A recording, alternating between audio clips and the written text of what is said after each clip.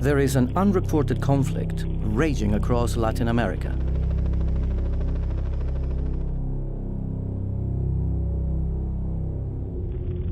From Brazil to Uruguay, Paraguay and Argentina, vast swathes of forest are being destroyed and people are being forced from their land. Acá teníamos nosotros arroyo, plantaciones, árboles grandes, ahora se está destruyendo todo. Eu acho que nós, índio Kaiowá, nós vamos roer tudo. Nossa raça vai terminar aqui. These problems have been caused by the controversial spread of soy production, a large part of which is grown to feed factory-farmed animals in Europe, and much of it genetically modified. In a groundbreaking investigation, this film reveals the true cost of growing soy in South America.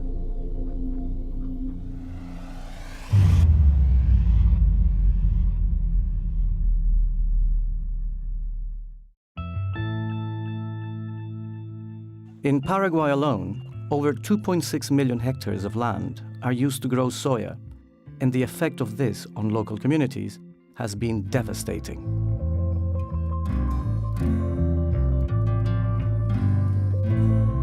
Anteriormente vivíamos los indígenas del monte, de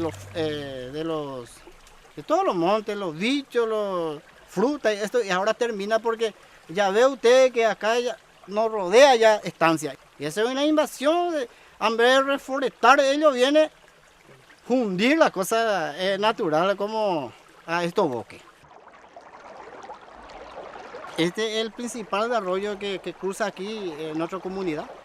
Este se llama arroyo Sauyú. Y acá cuando venena ahí, vino todo lo veneno cuando llueve. Y este está podrido, este agua, a través de estas plantaciones de soja. Most of the soya grown in Latin America is exported to Europe and Asia. Much of it is genetically modified and produced by the biotechnology multinational Monsanto. Contrary to the claims of companies that produce genetically modified crops, strong evidence now shows a massive increase in the use of pesticides with the planting of these crops. Hoy día, todos esos ríos, todas esas grandes fuentes de agua en lo que fueron estos bosques y que ahora son sojales, están muertos, están envenenados principalmente por el uso intensivo de agrotóxicos. Al mismo tiempo, las comunidades indígenas que habitaban estas selvas milenariamente, principalmente el pueblo Mbá guaraní, que es el pueblo que habita mayoritariamente esa zona de la selva atlántica, fue desplazado. Getúlio de Oliveira is a member of the Kaiowá people.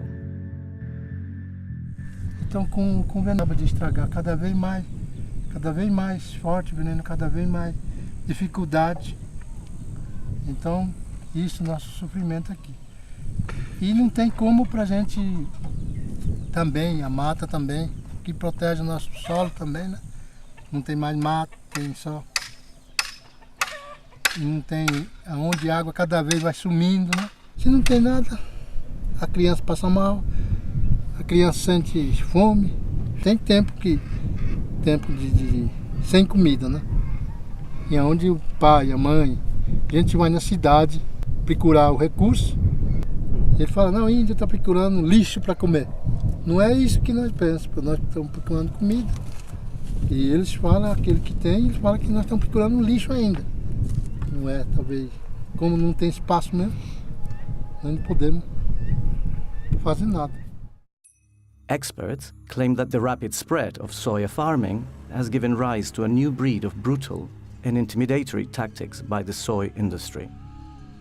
Land is being transferred from indigenous peoples and small farmers to large landowners and agribusiness, reducing the availability of staple crops and taking away from local communities any control of growing their own food crops. Community groups estimate that 90,000 families in Paraguay are forced to move away from their ancestral lands every year to make way for soy plantations. La pérdida de soberanía alimentaria es quizás el impacto más inmediato que se tiene sobre la mayoría de las familias pobres que debieron salirse del campo y venir a las ciudades, a las que nosotros los llamamos desplazados internos. La forma más horrible, digamos, sea la de las fumigaciones aéreas y con estos grandes tractores, digamos. Cuando una comunidad se resiste a vender su tierra, o cuando una familia, peor aún, se resiste a vender su tierra, todos sus alrededores son fumigados, ya sea con el glifosato, el Roundup, o con el paraquat. These chemicals are increasingly being linked to a host of health problems, including skin rashes, diarrhea, vomiting, genetic malformations, loss of sight, and even death. Se estima que son aproximadamente unos 20 millones de litros de agrotóxicos potentes que son arrojados en la región oriental del país cada año, 20 millones de litros, con la consiguiente contaminación de todo lo que encuentre, la muerte de fauna y flora local, nativa, abejas, animales domésticos, cultivos de autoconsumo se ven afectados por el herbicida, y todo esto va atentando contra la posibilidad de arraigo que pueda tener una familia en esas comunidades. Petrona Villas-Boas knows the dangers of living close to soya farms all too well. In 2003, her son, Silvino Talavera, was sprayed with chemicals as he cycled back from the village. Después vino el doctor, 8:30 por ahí, y miraba a Silvino y le dije, señora, ¿qué pasó en su hijo? Su hijo está totalmente envenenado, su hijo totalmente tenía un tóxico altamente peligroso. Ahí yo ya metí mi cabeza y lloraba, desesperada ahí. Y ya no podía caminar más, ¿verdad? Y grande es mi hijo.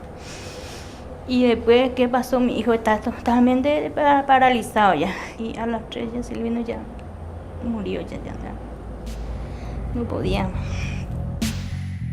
The Supreme Court in Paraguay sentenced the two farmers to 2 years in jail for the death of Silvino, but community workers say that they are unlikely to serve their sentence. Almost all of the soya grown in Latin America is controlled by a handful of multinational companies such as Monsanto, Bunge, ADM, and Cargill. Even as hunger and food insecurity rises, these companies are making ever-increasing profits with the sale of patented seeds, pesticides, and fertilizers. Much of the soy is sent to Europe, where it's used as a cheap and protein-rich animal feed in factory farms across the continent. Most consumers in Europe are unaware that the meat and dairy products that they eat are made from animals that have been fed on genetically engineered soya, or that this soya has been grown on deforested land that has displaced thousands of local communities. The widespread deforestation of Latin America to feed European farm animals has huge implications for climate change as well. Global meat and dairy production is now responsible for 18% of global greenhouse gas emissions, more than the entire transport sector. There is a solution, however, and it is much closer to home. Hani van Beek is a farmer and the chairman of the Dutch Arable Farming Union in the Netherlands. Op dit moment is het zo dat de soja die naar Europa wordt geïmporteerd, die is zo goedkoop dat Europese boeren daar niet tegen kunnen concurreren. Dat komt omdat die productie ten koste gaat van het milieu en van de mensen in Zuid-Amerika. Europe must stop its reliance on damaging soy. It must support farming in South America that produces food for its own people rather than for animals in Europe. European producers should also be encouraged to farm in a way that does not damage the environment and communities overseas. Als alternatief voor soja in veevoer zouden we in Europa heel goed erwten, veldbonen, granen, lupine kunnen telen, ook grasklaver. Better food in farming is possible, but we need urgent political action to change the current system. At the moment, Factory farming of meat and dairy in Europe is not benefiting people or the environment. We need to stop factory farming our meat and dairy and use homegrown feeds and more extensive farming. The only way that this can be done is to completely overhaul the way the government supports agriculture in Europe, to shift subsidies away from factory farming and towards better quality farming.